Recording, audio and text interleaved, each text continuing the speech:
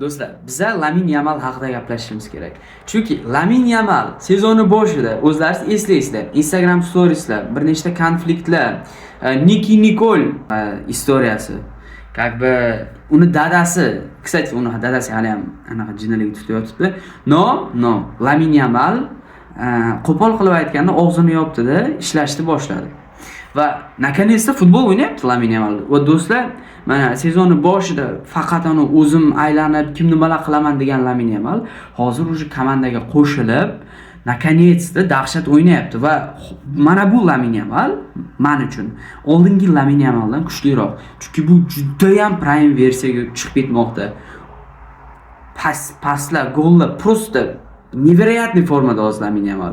Va Albacetega qarshi shu o'yinni tashkil qildi va oxirgi o'yinlarni shu Lamin Yamal tashkil qilib beryapti. Просто super formada.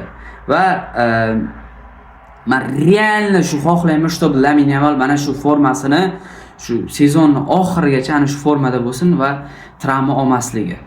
Agarda Lamin Yamal travma olsa, bu Barselona komandasi anchagina qiynaladi.